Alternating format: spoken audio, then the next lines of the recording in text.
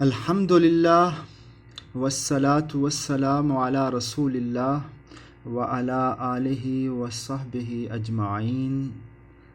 محترم سامعین، السلام علیکم ورحمۃ اللہ۔ پروگرام تفہیم الاسلام، لیکچر نمبر 4۔ محترم سامعین، نماز جسے عربی میں صلاح کہتے ہیں، اسلام کا دوسرا اہم اور بنیادی پلر یعنی رکن ہے۔ مسلمانوں پر ایک دن میں 5 وقت کی نماز لازم کر دی گئی ہے۔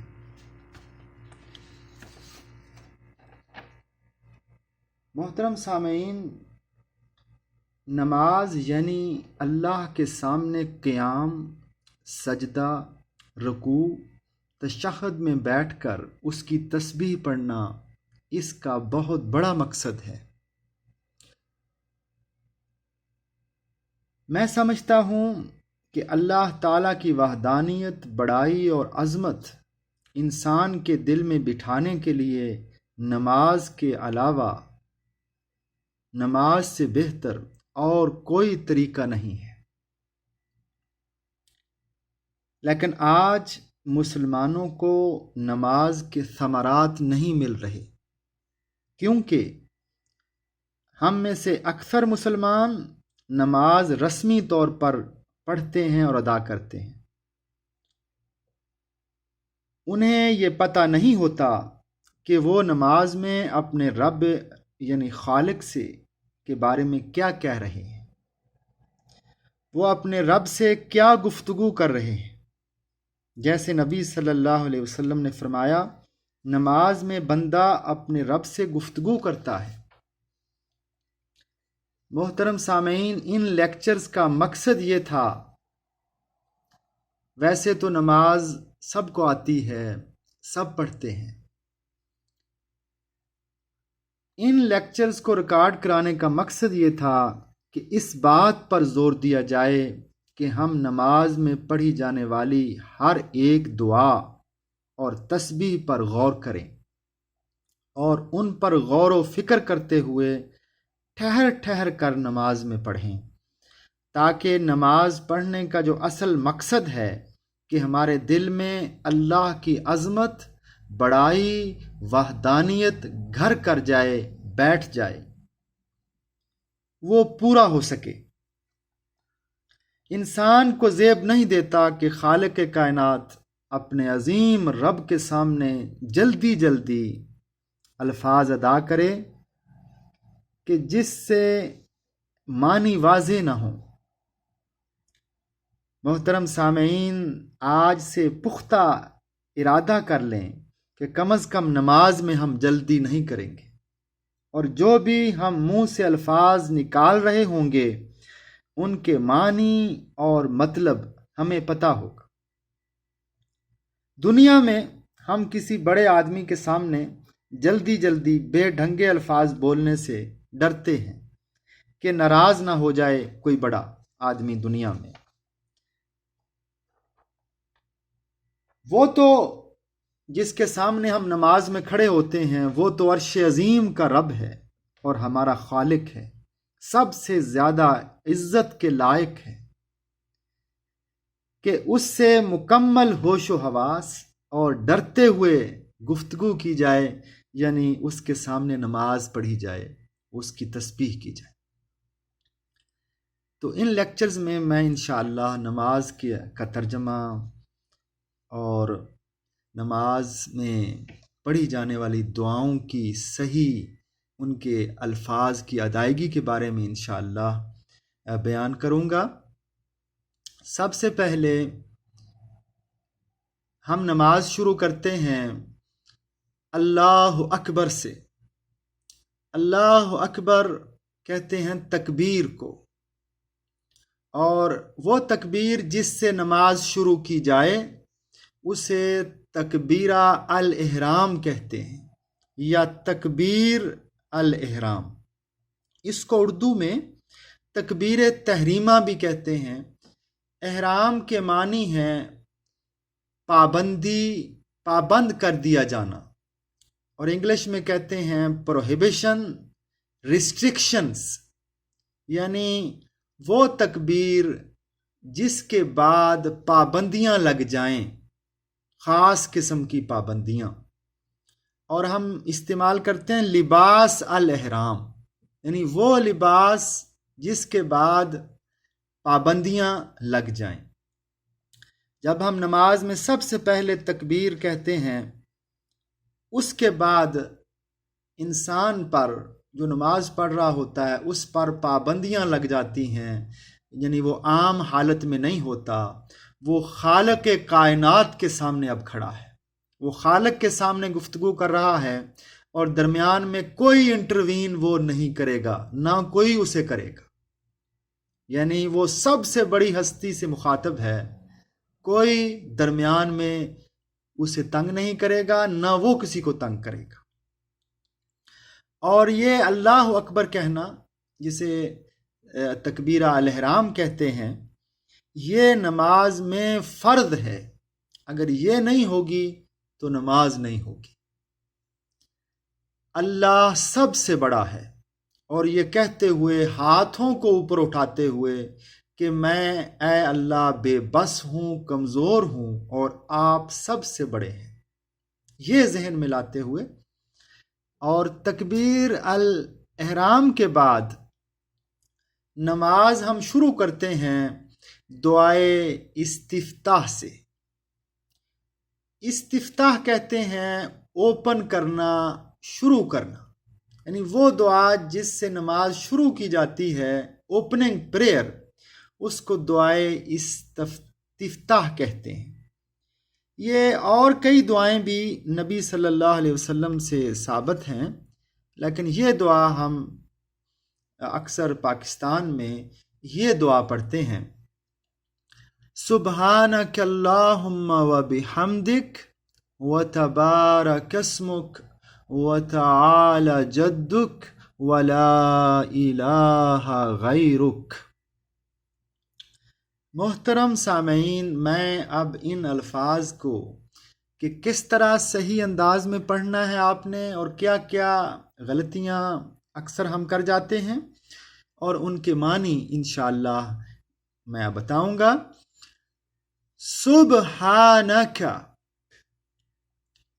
یہ سین کے بعد جو با ہے اس پر سکون ہے، اور عربی میں 5 حروف ایسے ہیں اگر ان پر سکون آ جائے تو ان کو ایسے پڑھنا ہے جیسے کوئی 2 دفعہ وہ حرف ادا ہو رہا ہے. وہ ہیں حروف با، کتب جد ان کو کہتے ہیں، قاف قرآن والا، تا طوطے والا، با، جیم اور دال. یہ 5 حروف ہیں جن کو ایسے پڑھنا ہے.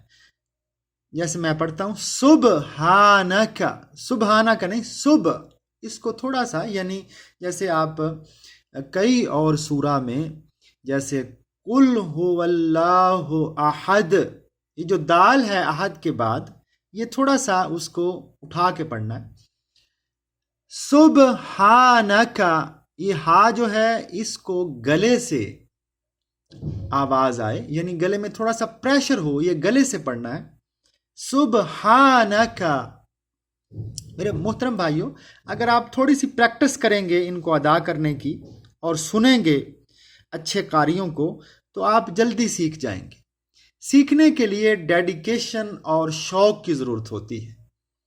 اگر شوق اور ڈیڈیکیشن ہوگا تو انشاءاللہ یہ سیکھنے کی کوئی عمر نہیں ہوتی.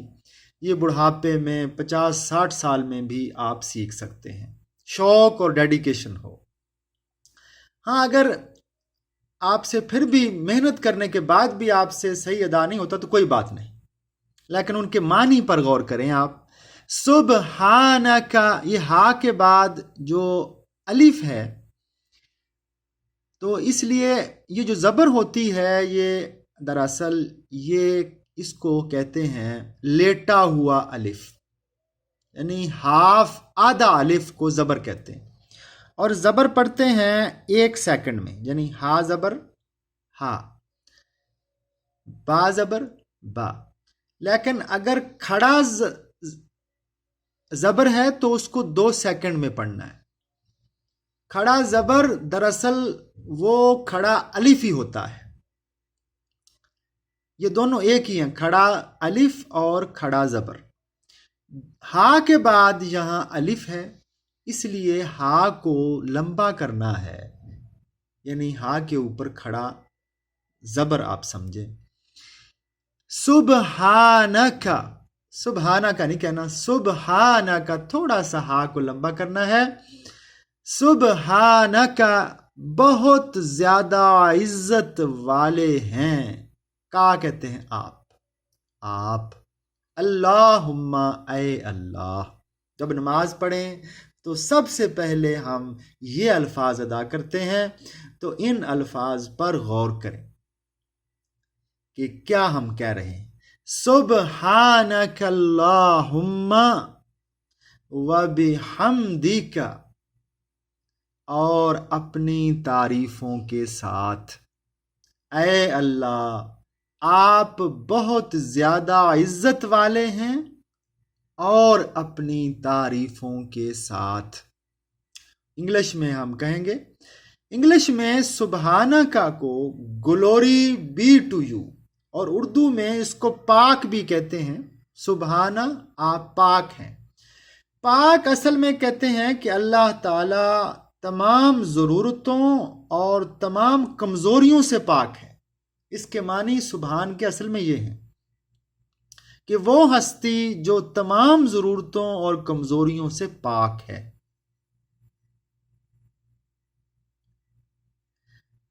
وَتَبَارَكَ اسْمُكَ، واو اور تبارا، پھر اس کو با کے سامنے، با کے آگے الف ہے، تھوڑا سا با کو لمبا کرنا ہے. جیسے آپ مبارک کہتے ہیں، مبارک، عید مبارک. ہم با کو تھوڑا سا مبارک میں لمبا کرتے ہیں، ہم ایسے نہیں کرتے مبارک، نہیں.